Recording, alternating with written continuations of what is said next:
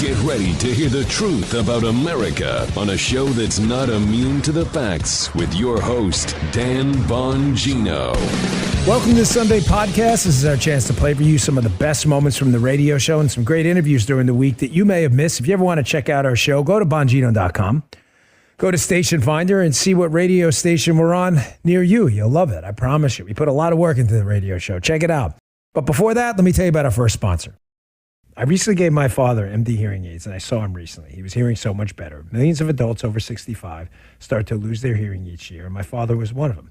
Let me tell you, MD hearing has been a game changer for him. Last time we spoke, he was engaging, laughing, and didn't miss a beat. MD hearing really brought the conversations back to life. This podcast is brought to you by MD Hearing. MD Hearing was founded by an ENT surgeon who saw how many of his patients needed hearing aids but couldn't afford them. They're FDA registered, rechargeable, and you won't even know it's there. It fits right inside your ear. Plus, MD Hearing just launched their smallest model yet, the Neo XS.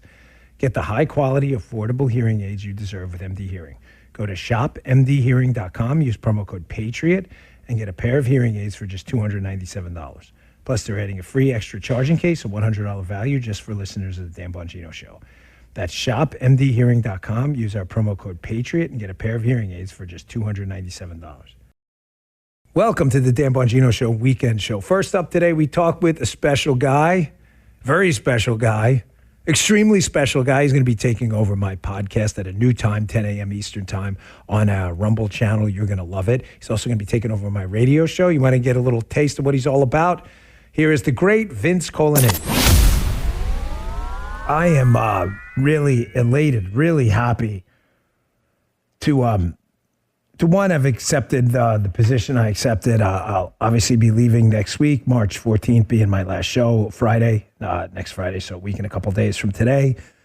But when it came to, Jim and me and Mike and Teresa and Westwood One and my wife, Paula, who was, my most trusted advisor, obviously, thinking of who could, fill our shoes with this incredible audience and who could we make accessible to them that not only, wouldn't disappoint, but would take this football we have and run it into the end zone.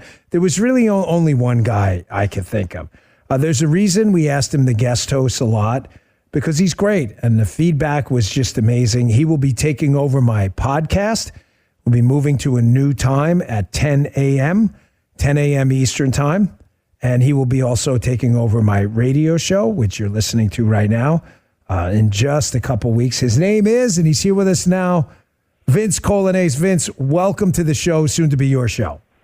Dan, I am so pumped to be here, and I've told you so many times personally already, but I'll just tell you in front of everybody else. I am so grateful to you for all the opportunities to get a bunch of at-bats on your show and to speak to this great audience, and just the idea that I could even begin to do something like this on the podcast and on the radio show, and now seeing it come to fruition. It is a blessing from heaven above, and I can't be grateful enough to you for thank you, for the great thing that we're about to start here together.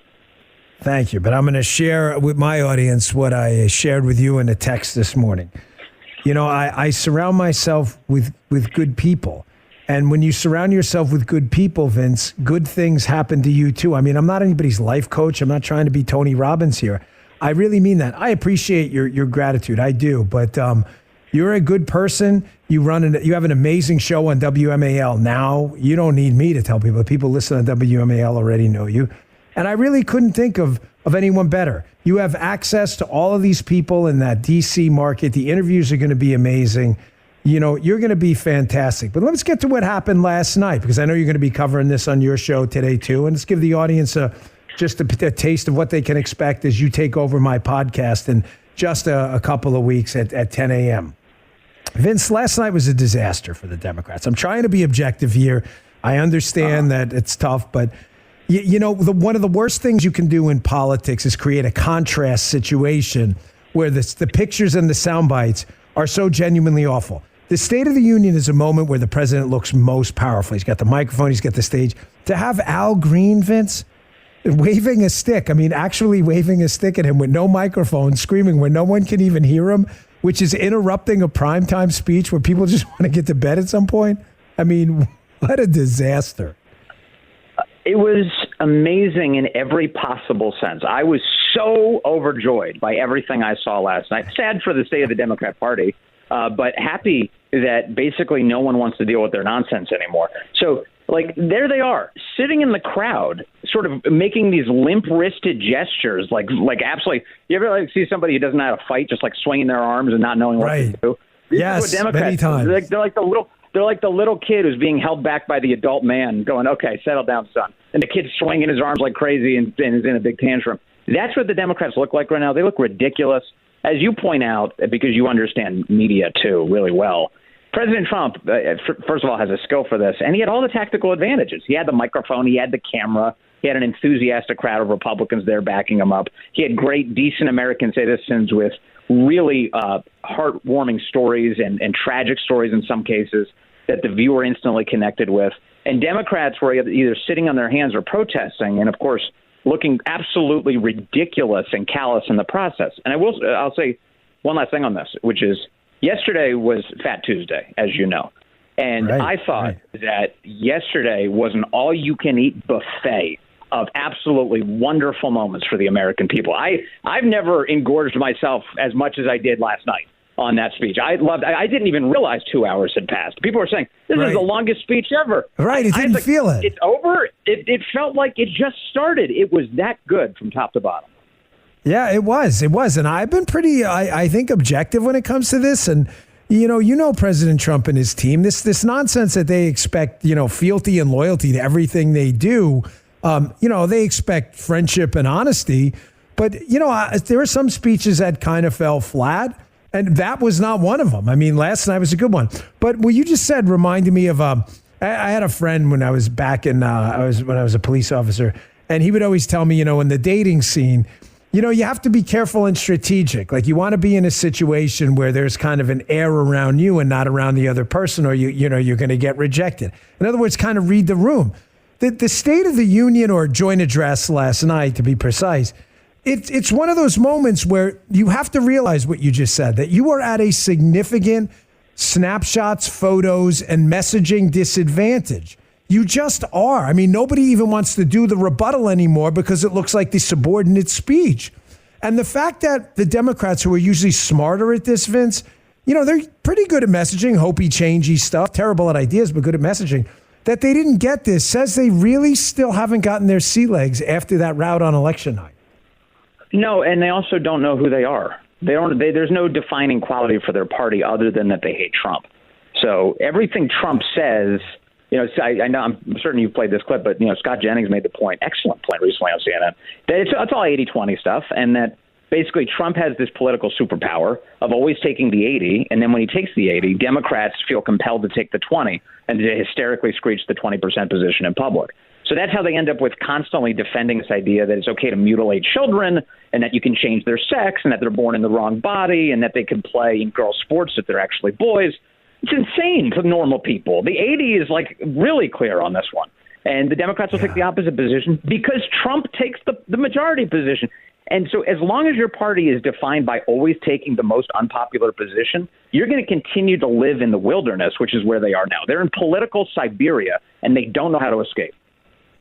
Well, I'd love to get your take on this because you're on in the Delmarva market, Delaware, Maryland, Virginia, D.C., on the great WMAL, a station we're on right now. Vince has his own show. He'll be taking over my show.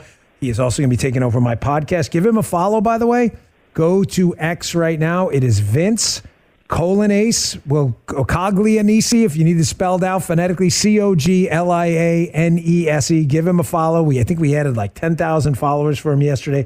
Make sure you follow him. He'll be taking over this show. But in that way area, more than that, by the way. Don't undersell your influence here. There's way more than 10,000. Vince, I think you're starting to figure out the Bongino Army don't mess around. When they all get together, they have their own groups, right, Jim? They have their own groups on the outside. You have a little McGroin crew, the original P1s. You have the radio people. They all have their own crews, and they get together, and when they do something, they do it, and they get it done. You're going to find that out. These are the most loyal audience out there.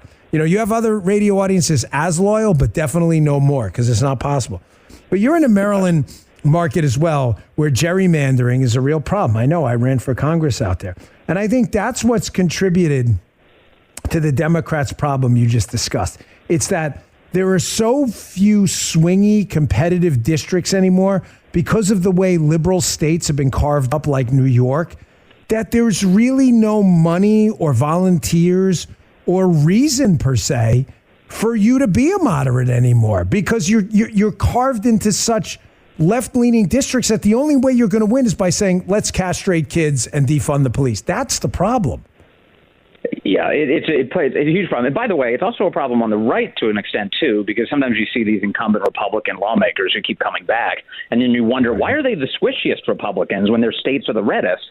And the answer is similar basically to what you just described, which is that they don't really care that much fundamentally about moderating their politics or making their politics fit in such a way that actually help the people. And so, yeah, it's a big problem for sure. And these Democrats, it is amazing to watch. They just had a big meeting out in Loudoun County, Virginia. It was reported over the past weekend. And they were trying to figure out, what do we do? What do we do? And they started talking about, well, maybe we should start going to gun shows and churches, indicating, of course, that they haven't been going to gun shows and churches. And also, they said stuff like, maybe we should stop relying so much on small dollar donors, which, of course, means, okay, so you're only going to rely on wealthy people. But what they really mean by that is the point you just made, which is as a political force, the only way they've figured out that they can try and generate revenue right now is to preach to the most hysterical choir they can find that is willing to open their checkbooks for demented things, because that's how radical they are. So they're sending out emails about how much they like doing awful things to human beings, to children, because they know they have a very active base it may be very small, but very active, that's willing to crack open its wallet to donate for something so ridiculous. And so it's become just like a cartoonish political party, and they deserve the wilderness. I mean, I hope the party disappears entirely. I do think we need a real balanced political system with an actual exchange of ideas. But the Democrats are a dangerous and fortunately shrinking political party that really should probably be retired entirely. Think about how many things have they removed names from, Dan? How is it that the Democrat Party, of all things, never got the axe? Right. They keep changing it from progressive back to liberal to all this other stuff because it's so unpopular. I mean, we don't run away from the label conservative. Vince, let me ask you about the show. Vince Coglianese, give him a follow on social media. He's at Vince, Vince, Coglianese, Coglianese. Bongino crew, do your thing. Let's blow Vince up next in the coming weeks as he takes over the radio show and the podcast. Vince, you've got a spectacular Rolodex of people. I think you have a real geographic advantage being in the capital's there. That's just where lawmakers and people are.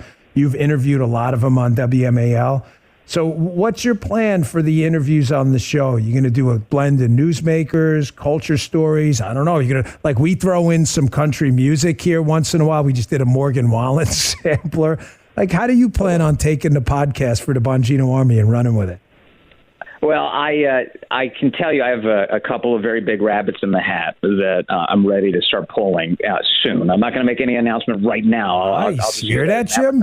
Rabbits in the hat. Go ahead, brother. I'm liking this. It's gonna be very big. We're anticipating. We're planning for a very big launch week as we take the helm here from you, Dan. And you're right. Look, I've been in conservative politics in Washington and conservative media fundamentally for a couple decades now. And in that process, I've been the editor-in-chief of the Daily Caller, and I've worked for and alongside Tucker Carlson. I've gotten to know so many of these, especially these Republicans. I've interviewed President Trump literally countless times now. I've been in the Oval Office many times for extended interviews with him. It's been great. And so, as we start in this role to do the podcast and to do the radio show, I don't want any of that to end. I want all of that to keep rolling because it's been productive here. I've done this radio show in the afternoon on WMAL for just over 4 years now. Prior to that, I was doing the morning show on WMAL. And we always, although we're a local one station in a local market, it is the nation's capital. And we've always booked all of our shows, all of my shows, like they're national news shows because fundamentally they are. And so that's not going to stop. It's actually just going to kick into overdrive. And for any WMAL listener who might be tuning in right now, if you think my show has been good so far, wait until you see what we achieve from 12 to 3. It is going to blow your mind. I'm stoked about it. Vince, I wish I had. See, Vince is a radio guy, so he's looking at the clock going, Dan's playing with fire right now. You know what the hard out, Vince, is? You're going to figure this out in a couple of weeks. It's about, Jim, what about 21, and you're giving me the axe? And sometimes I mess with Jim, Vince, so you need to do this. And I've had a couple more requests. Producer Jim obviously loves his job. And once in a while, the audience wants you to kind of throw a curveball at Jim and just like throw some sarcastic quip his way. And I have one request for you, Vince, although I will not be involved in the business. My wife, Paula, who's run it, just one last request before I let you go, because I'm trying to take it to the end just to mess with Jim here, because I only got a couple of days left to get this right by show timing. You have got to make sure, please, I need your solemn word that you will not allow Producer Jim to watch any Auburn Tigers basketball games. It's an inside joke, brother, but if they don't win this national championship this year, I'm blaming you and Jim for letting him watch the games. Just give me your word. You will do everything in your power to stop him from viewing these games. If I even hear words that sound like Ward Eagle, I'm going after Jim. It's not happening. Look at it, Jim. I got on the air. Record that. That is what the last final moments I wanted to show. You're playing out on the last show too. Vince Coglianese, congratulations, brother. You don't owe me any thank you. You're fantastic. I surround myself with the best people, and you're it, brother. I'm handing you off the football. So we'll talk before next week. Yeah. But thanks for coming on, buddy. Thanks, Dan. Thank you for once again going back to service for your country. You're a great man. Thank you, sir. Appreciate it. Vince Coglianese. Let's get to our next sponsor. Life-changing is the phrase producer Jim on my radio show used to describe his experience with PhD weight loss and nutrition. Jim lost over 40 pounds when the folks at PhD Weight Loss put him on their program, and he's kept it off for over a year since he hit his goal. To me, he looks 10 years younger. Well, how did he keep it off? PhD has one-on-one check-ins with your nutritionist over the phone. Your personalized PhD plan and nutritionists are helping to teach you a life-changing skill, how to eat, which is everything. And if Jim can do it, you can too. It's easy. Do what producer Jim did when he got help. That's PhD Weight Loss. They helped him out. They provided a schedule and consultation. And right now, take advantage of this Bongino podcast only limited offer. You'll get a free consultation and 2 free additional weeks of the program, including meals. You can give them a call at 864-644-1900. That's 864-644-1900. Or go to PhDweightloss.com. That's PhDweightloss.com. Weight loss results vary per individual. Consult with a medical professional. Up next, we talk with Congressman Tim Burchett. It's a great interview talking about what's going on behind the scenes up on Capitol Hill. Check it out. Let's get to my guest. Great guy. We love him. No squishes on the show, and he's not one of them. Congressman Tim Burchett from Tennessee. Welcome to the show. Good to have you. Good to have you, Dan. It sounds like you're going to go into a 2-hour work week now that you're working for the government. I hope not, right? It's going to be, everyone seems to be complaining, by the way, about, especially the anti-Trump left, about accountability, Congressman, as if you know the private sector as well as anyone, as if this doesn't happen every single day in the private sector where a manager, a supervisor, or someone comes up to you and says, hey, listen, this month we're going to do a quarterly review. Tell us how you contributed to the value add of the company. Like, this isn't new, this isn't some new phenomenon. Yeah, I know. We do that in my office as well. It's amazing to me, though, that, the complaints I've gotten from federal employees that are now going to have to show up for work. Some of them have moved out of the area, and it's just not fair, Dan. It's just not fair. And moved out of the area. Congressman, that's insane. I want to talk to you about this just disastrous meeting on Friday between President Zelensky and President Trump. And I mean disastrous for him. President Trump went into the meeting with, it was supposed to be relatively ceremonial. We were going to sign this rare earth minerals deal, which was a, cliche, but win-win. It was a win-win for everyone. And it just blew up. And I want to focus on this one thing for this question. He made a comment, President Zelensky, about you all have a nice ocean, quote, nice ocean between you. To the United States of America, Congressman. And I had a listener during the break who said, hey, Dan, one of the battles my dad fought in World War II was the Battle of the Bulge, too, like my grandfather. He had nightmares, too. He not only crossed the, quote, nice ocean, but also crossed the nice channel, too. I mean, what an insulting statement to this amazing country of heroes and patriots who've crossed that ocean many times. many times. My mom's brother's buried over in Europe. He died of just a few days after D-Day. Not a day went by she didn't talk about her brother Roy. Every dadgum time they played the national anthem, my mama would tear up to the day she died. My dad fought in the Pacific. He didn't have any scars externally, but you never, ever woke my dad up by other than his big toe, because he thought he was on Peleliu or Okinawa or one of those other islands that he was on. And, and he'd pin your ass up against the wall.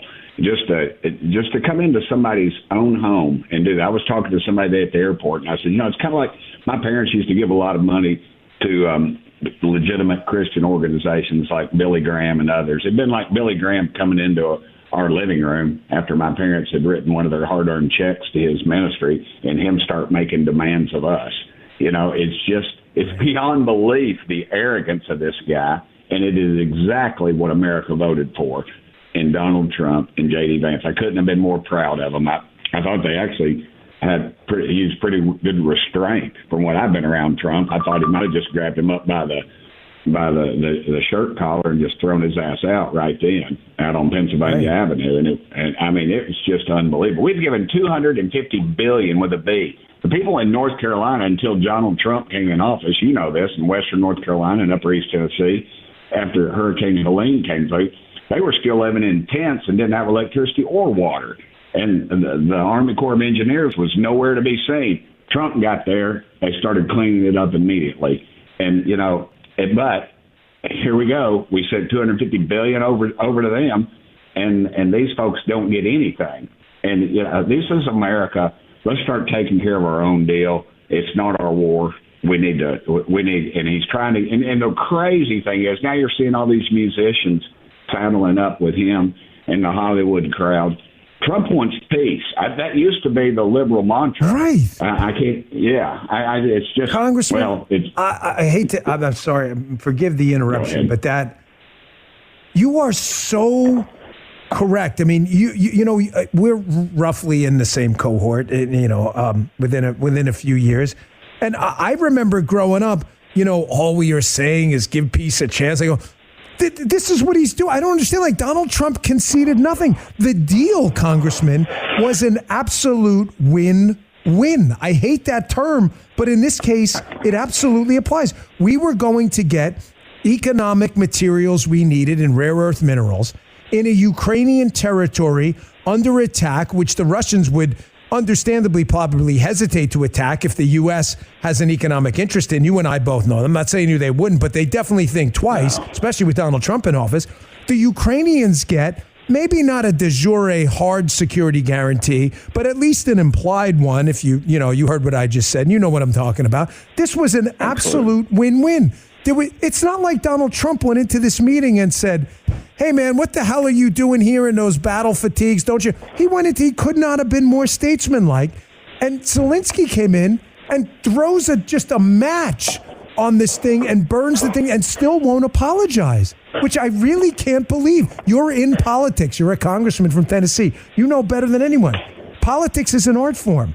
Your job is to read the room, Congressman, or else you don't get elected. That's your job. And Zelensky failed at his first task.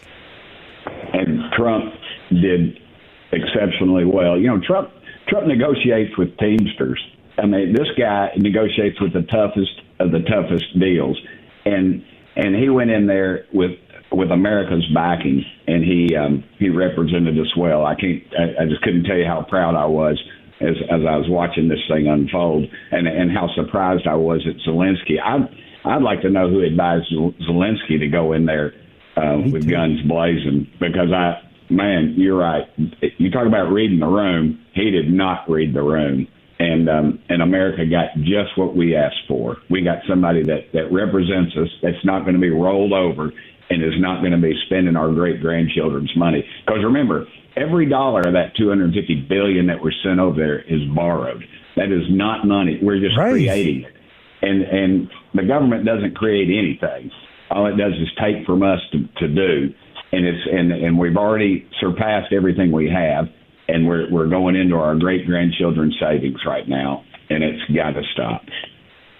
We're talking to Congressman Tim Burchett from Tennessee.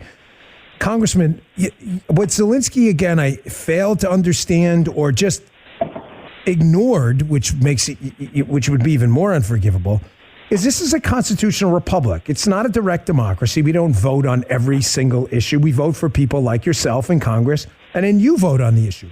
But you have to go back to your constituents in Tennessee and explain yourself. And doing town halls, and you probably hear from emails and people calling your office every day, this effort in Ukraine is not universally popular.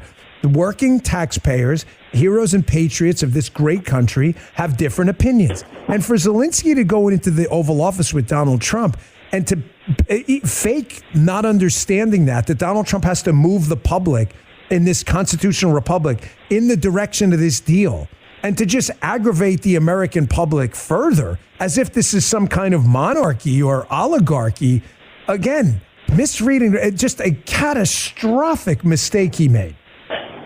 And let's be honest about what we're paying for, too. It's not just missiles and rockets and things for the war pimps to increase their portfolios. We're paying the retirement funds. We're paying mortgages. We're paying rent over there. And that's sort of the whispered thing that people aren't paying attention to. That ought to infuriate you when you have to stroke a big check every month to your landlord, or you're paying your mortgage or going to the grocery store. The United States government is not offering anything to Americans. And you couldn't be more correct, Dan, about your assumption on this whole thing, because this guy, he's a washed-up comedian. I remember when he was elected, it was just sort of they're just kind of throwing in the towel kind of thing with this guy. I mean, go back and Google some of the crazy foul stuff this guy's done, and all of a sudden he's he's the spokesman for freedom in the world, according to the left. He stopped all elections. He's outlawed some religious groups. It's some very un-American things that this guy's done, and yet this is the guy we choose to saddle up to. And we need to ask our liberal friends in Hollywood that where were they when the Chinese were rolling over the Uyghurs, were imprisoning them? They're forced abortions, forced organ harvesting of prisoners, things like that. Nobody wants to go to war with China, and the reason they don't want to go to war with China, if you're wearing a coat and tie, flip your tie over and let's see where that tie is made. Or open up your computer and look at the back of it, see where most of the components are made. They're made in China. This thing's about money. It's about increasing the portfolio of the war pimps, and that's exactly what we've done. When we sent them our missile defense system in the beginning, we had to replenish ours immediately by rule, and that was done with a no-bid, multi-billion-dollar contract. And who do you think owns stock in that? Members of Congress.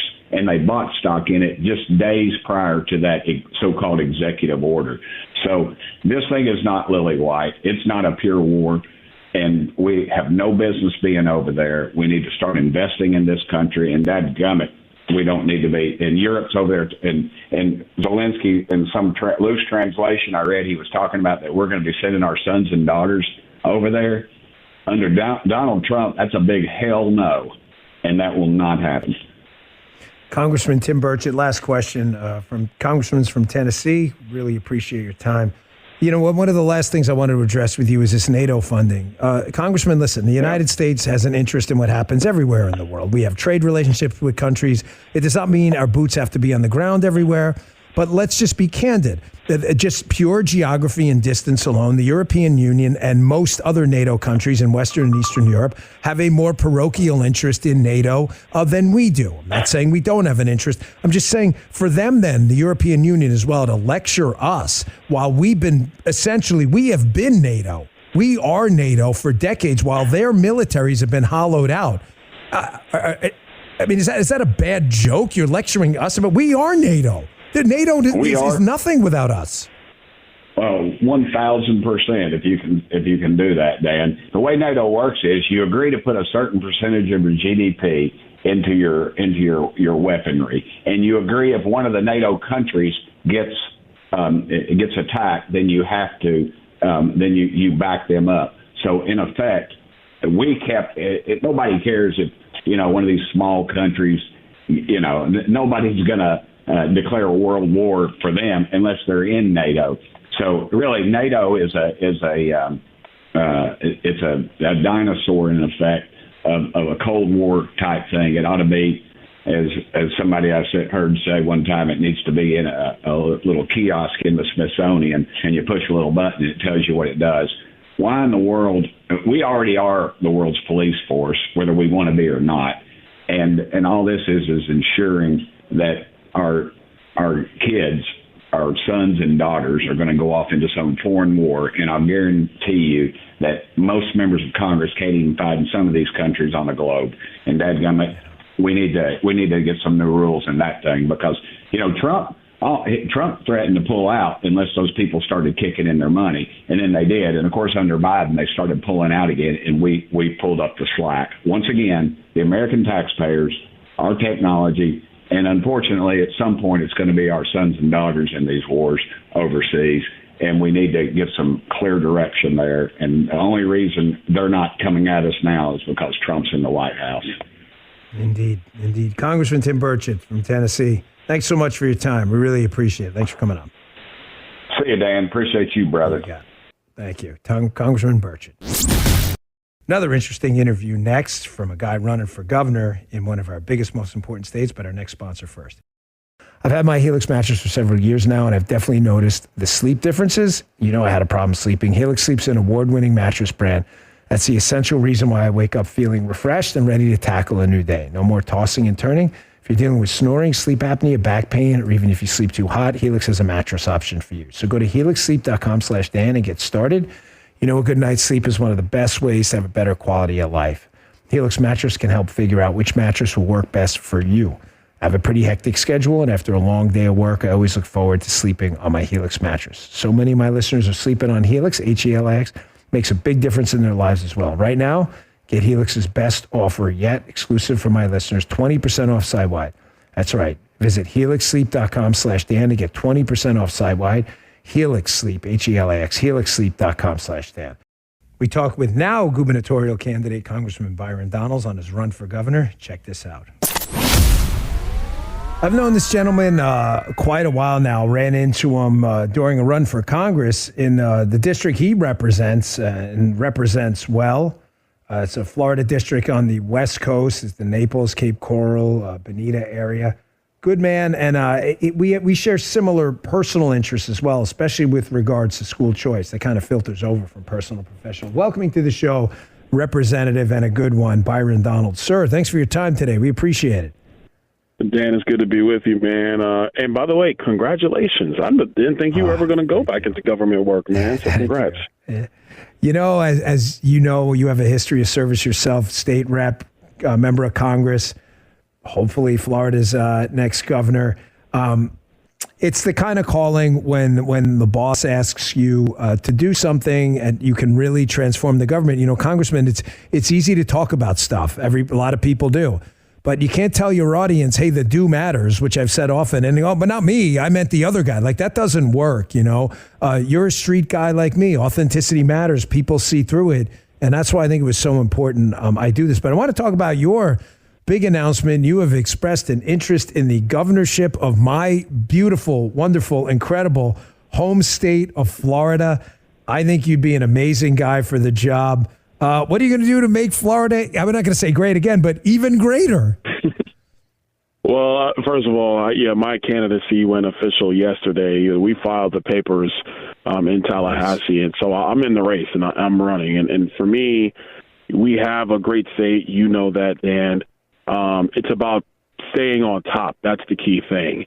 So there's a couple things I want to do. Number one, we have to fix insurance in our state. We have an insurance problem. Rates are going up. People's home insurance are getting canceled. They got to go scramble to get another carrier to fill that gap.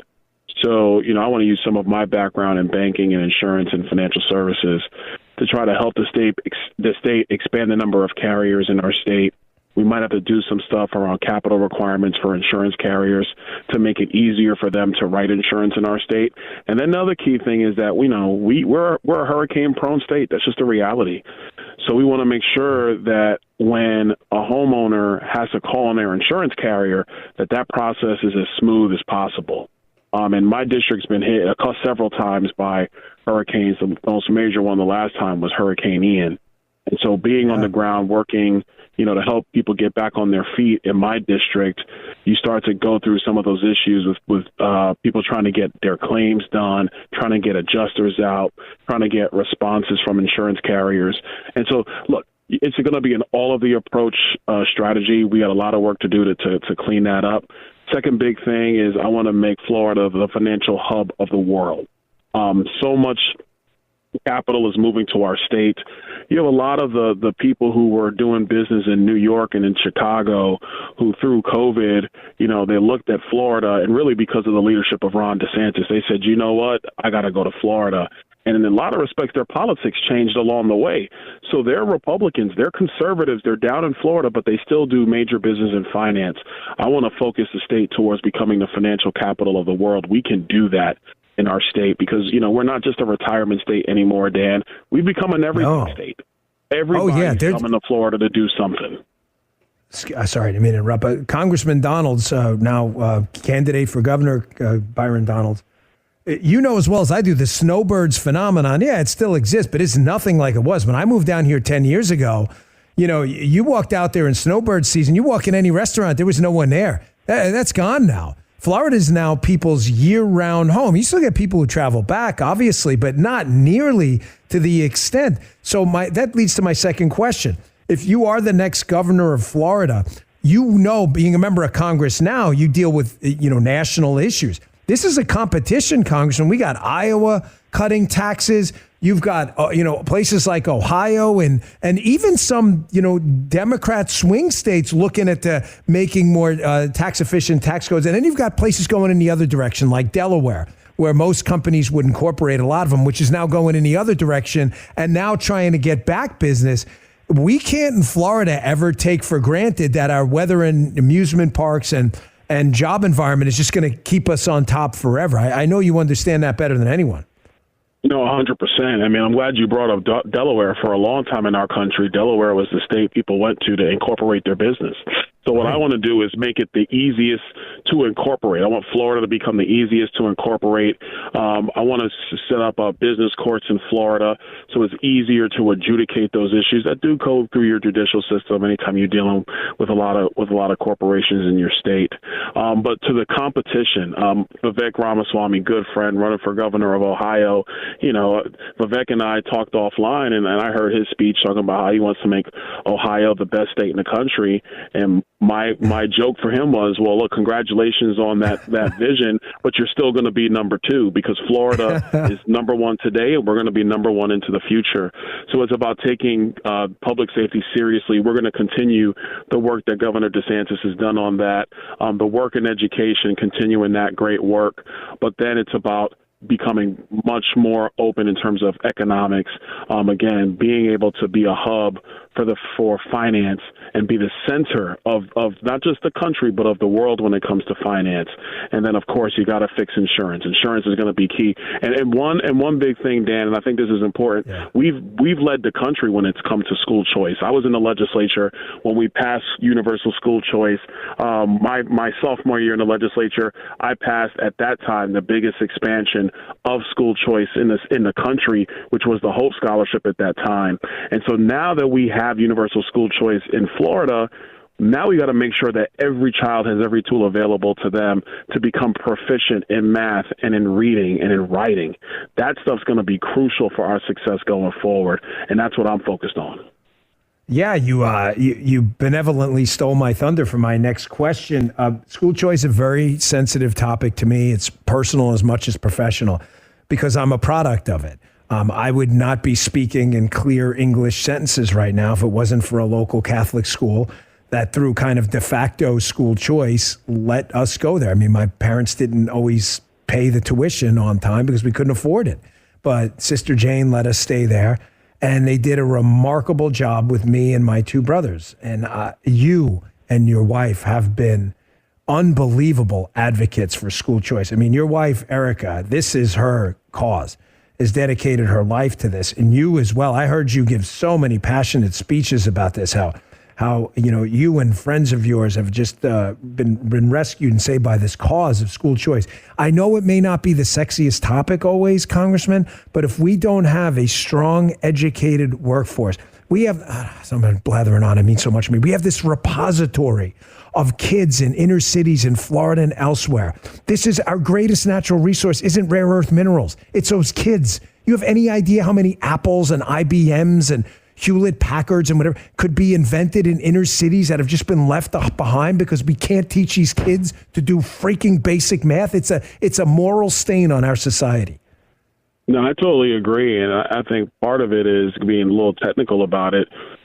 You have kids, if you're a kid who grows up, I'm just going to say, on the lower end of the economic spectrum, it's difficult because you may not just have the resources available to you to go get. And so, and especially when summertime comes, the studies are clear. Children fall behind after summer vacation because they're not reading every day in the summer. They're not doing math every day in the summer. And a lot of that really falls on top of who the parent is in that home. My mom, we were poor, but she made sure that I was doing work in the summertime to stay not just at grade level, above grade level. And so there's some other things I want to talk about. Not right now. We're still fleshing out some of those ideas. But it's about having an intentional focus on every specific child in our state so they have those tools to achieve proficiency in math and reading. Like when we measure our schools and measure our school system, we look at it from grade level. Well, grade level is just a medium. That just means if you're at grade level, all that means is that you're better than the bottom 50% of your class. That's how we measure it. What I'm talking about is proficiency, mastery in reading and math.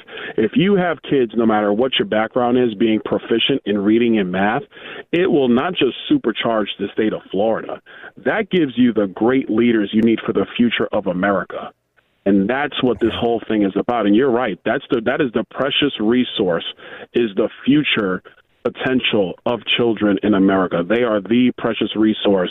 If they're highly educated and prepared for the world in front of them, man, they're going to make us look like a bunch of bums, Dan. I'm just telling you right now, we're going to be nothing compared to those kids. And it would be the greatest. That is one case where I would love to look like a bunch of bums. When this next generation goes, gosh, we're so much smarter than them. That is the biggest W we can ever chalk up. We're talking to Congressman Byron Donalds, running for the governorship in the wonderful, my home state of Florida, which I love so much. Congressman, last question, I'll let you go. I know you're busy, but just kind of a bigger bird's eye view question here. After the Mitt Romney presidential run we lost, there was a lot of kind of morose, macabre talk about the Republican Party. Oh, the generational, it's gone for a generation, forget it. But now the bench is just, you're seeing it up on Capitol Hill and in the state of Florida. You were a state rep. I mean, even in Florida, we've got 5, 6, 7, 8, 9, 10 ringers who could run for state or national office. You've got Vivek running in Ohio. You got Vice President Vance. I mean, the Republican bench, the party post Donald Trump, it really has a really bright future. I think you can thank President Trump for inspiring a lot of people to move in a new populist but economically sound direction. I totally agree. I think the biggest thing from Donald Trump, and again, Dan, I'm so thankful to have his endorsement to run for governor. I didn't even mention it. I saw that. I'm so excited to have his endorsement. It's huge. And early, too. This is like right out of the chute. Yeah. 100%. I'm thankful for his support. But what he taught our party is how to stand and fight. Let's be very clear. It was about how to stand and fight and deliver.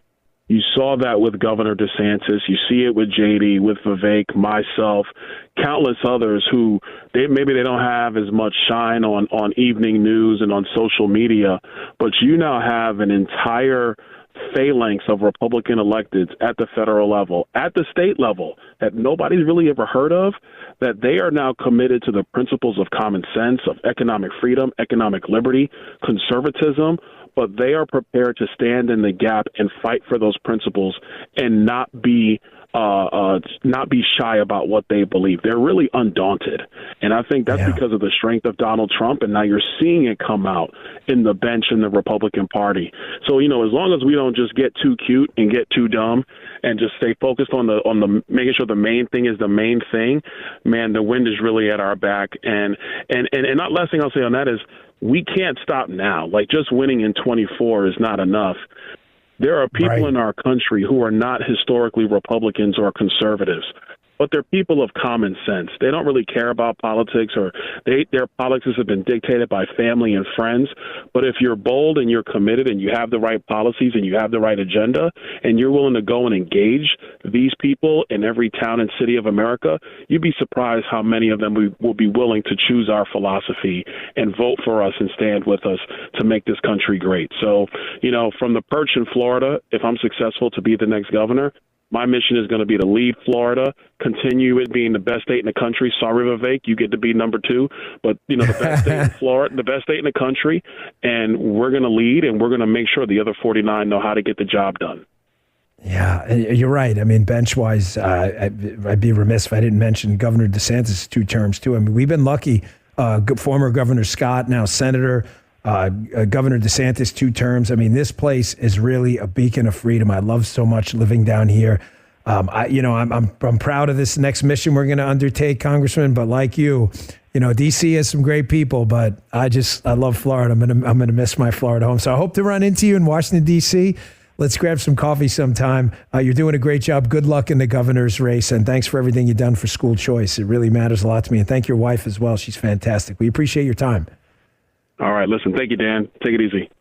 You got it. Congressman Byron Donalds. That race means a lot to me. I live here. I've got a couple more weeks of this job where my political opinion hat is on, but I'm a citizen of Florida, and I really, really like what Byron Donalds stands for.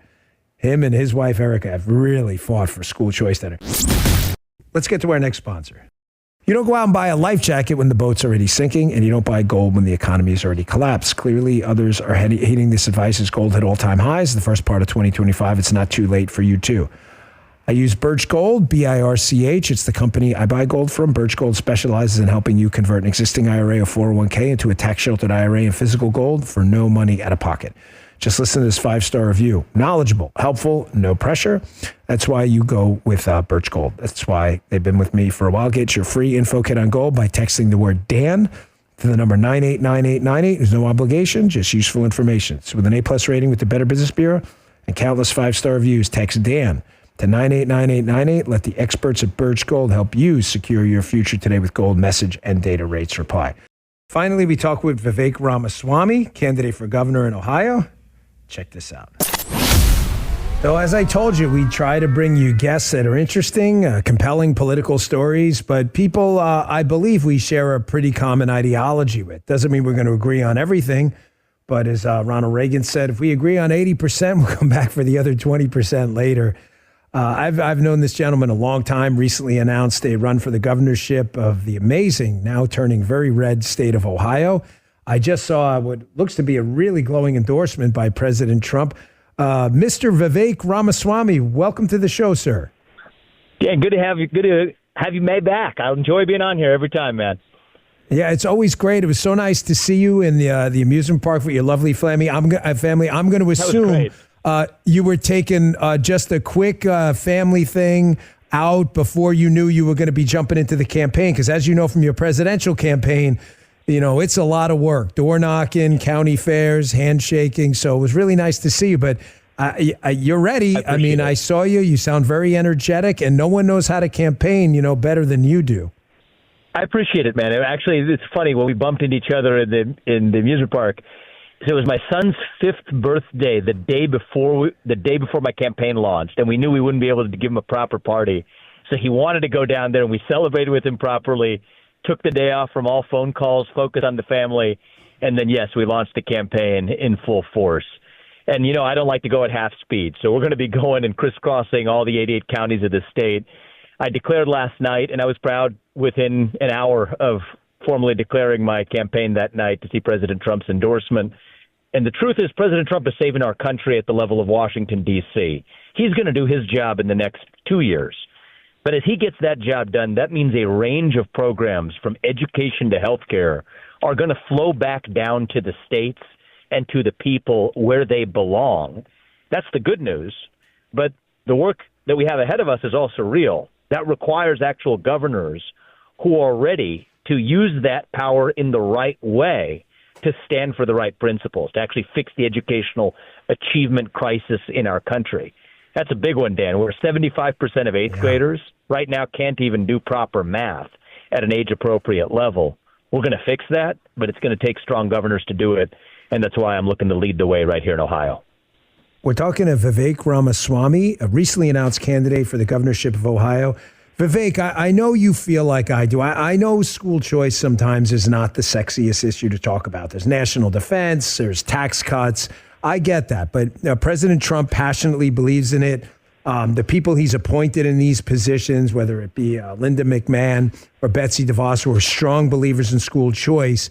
This is a very important issue in a big parochial race like a governorship. You see this movement nationwide. If we don't have a strong, educated, well-educated, top-educated population of kids, we're going to be left behind by other countries, especially in this tech-heavy AI generation with quantum computing and other things. Absolutely. So I actually do think of this as a national security issue in the long run, Dan. And so when we frame in terms of school choice, I agree with you, can feel a little bit parochial. School choice is important. We got to go the full distance for homeschooling as an option. That's a first principle also, just based on the liberty. Parents should be determining the education of their children and should be empowered to do it. And I'm in favor of that. But I think we also have to go further to the place where maybe some conservatives haven't yet gone, which is to say, how do you also equip our public schools to compete with the best of the alternatives? And there it is, often the teachers' unions who are standing in the way. So one of the things I'm going to do in the state of Ohio is we will implement merit-based pay for every teacher, for every principal, for every superintendent in the public schools of this state, where the best ones who are delivering results for kids end up getting paid more than they are right now. But that comes at the expense of really clearing the brush and cutting a lot of the other dead weight that's around. Get the cell phones out of the schools. Actually implement a curriculum centered on math, reading, and writing proficiency. There's kids in other countries right now, Dan, I'm not making this up, where English isn't even their first language, now doing better on English proficiency than our own students here. That's unacceptable to me. You have civic education in this country, which needs to come back. We require a citizenship test of every legal immigrant who comes here to know something about the country, and that's a good thing. Turns out that 80% of people who graduate from high school would fail that test right now.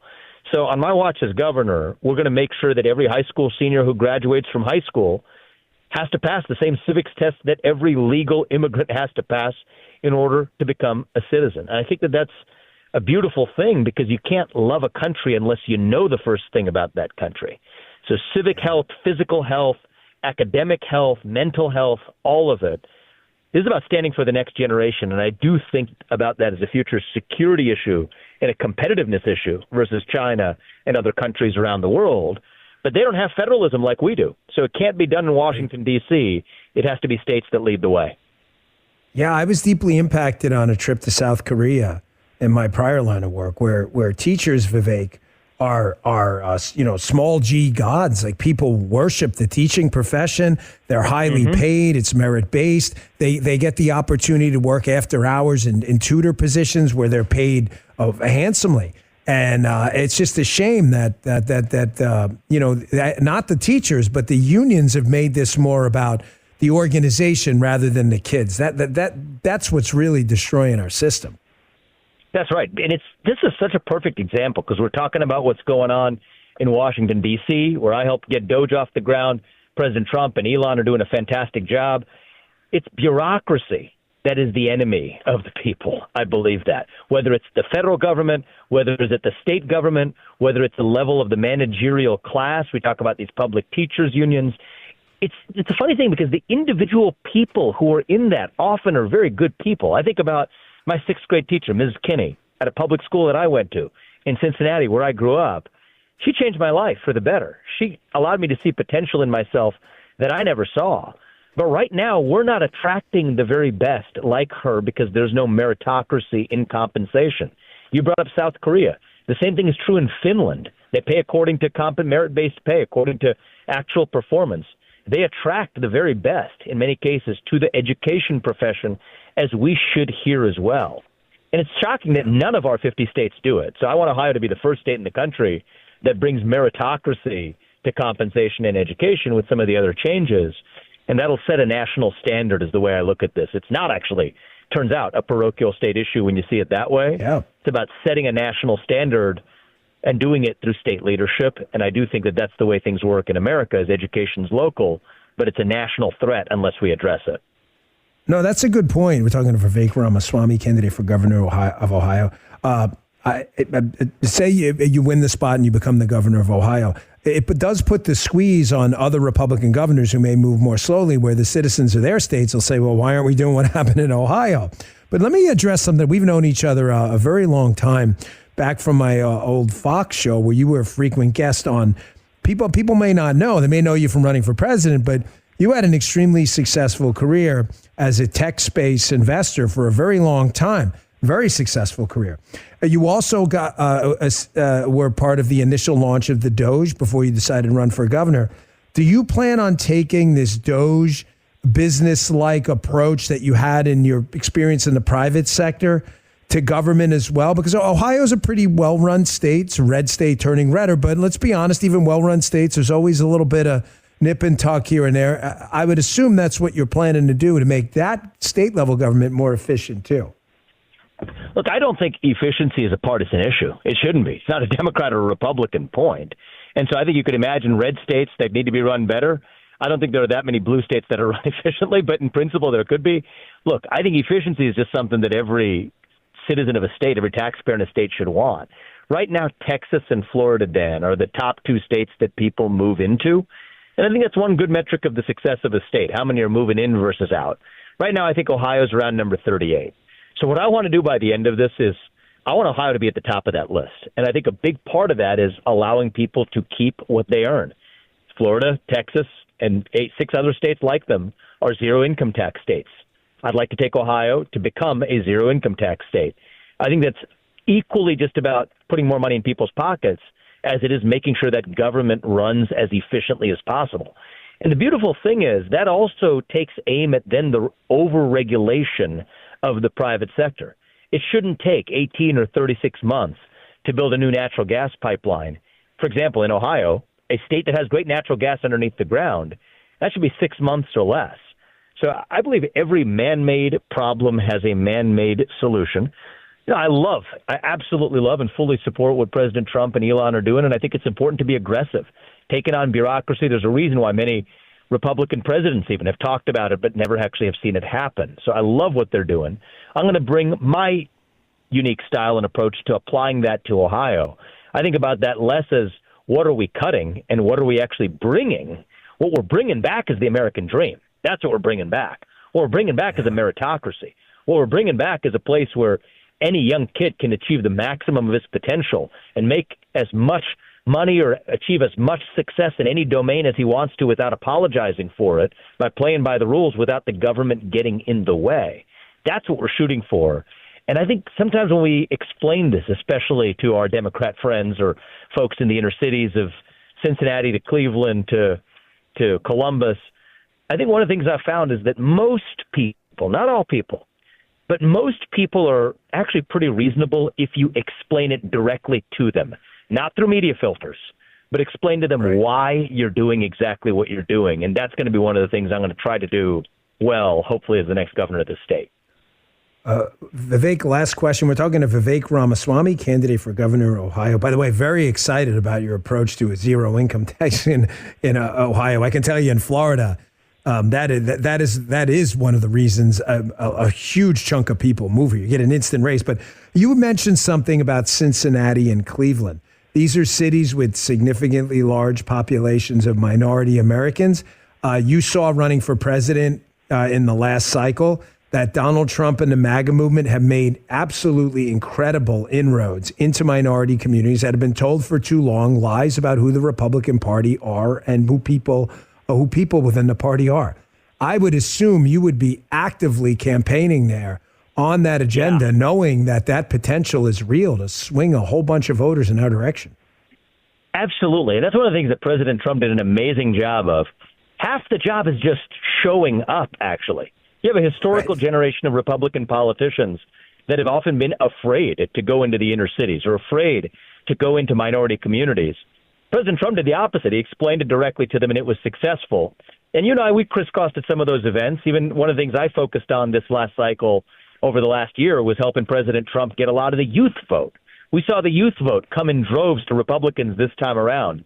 I traveled countless campuses across this country, really, again, explaining things to young people in terms that they actually find relatable. So we got to do a better job of that as a party. And one of the beauties of where we stand in this one is where the polling is, and I was close to 60% before I declared, and with President Trump's endorsement and a bunch of other national and statewide endorsements that have since come in. I want to use this year, instead of doing a normal primary where you're, knifing each other in a Republican primary and wasting a bunch of time and money doing that, to instead spend that time going into the inner cities, go into the foothills of Appalachia, go into counties that traditional Republicans may not have visited for a long time, and actually have open conversations with young people on university campuses, from the inner city of Toledo to Cleveland to Cincinnati to Columbus, and to be able to explain to them, we may not agree on everything, and that's okay because we love diversity of thought. But if you care about economic excellence, more money in your bank account, more money in your kids' investment accounts, about giving your kids the same shot at the American dream that people like you and I, Dan, have lived, then you know what? In some sense, we're on the same team. Get on the bus and let's go, and you'll have a seat at the table even if you don't agree with everything we do.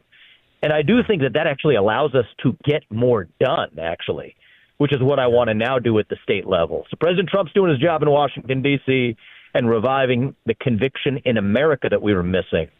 I want to revive our conviction in Ohio for the people who live here, but also it's not just that. It's about setting a standard for the other states as well. And that, too, I think is going to be how we save the country. Vivek, I really wish I had more time with you, and I really have to run. I'm over, but I remember I ran into you in an event for President Trump, and I said to you, my nephew, who was 11 at the time, you remember this? I said, he loves you, man. So whatever you're doing with the younger vote, he can't even vote. He saw a video of you on TikTok. You're doing a great job. Really, congratulations on the announcement. Best of luck. You're a good man. You've always been a good friend to me, and I appreciate it. Good luck in the race. And congratulations to you, too, man. I'm proud of you, and the country's lucky to have you. Thank you. Thank you very much. I appreciate it. Thank you, sir. Vivek Ramaswamy, very excited, as a lot of other people are as well, about his announcement for the governorship of Ohio. Thanks for listening to the Weekend Podcast, folks. We really appreciate it. You can always check out our content at rumble.com/Bongino. You just heard Dan Bongino.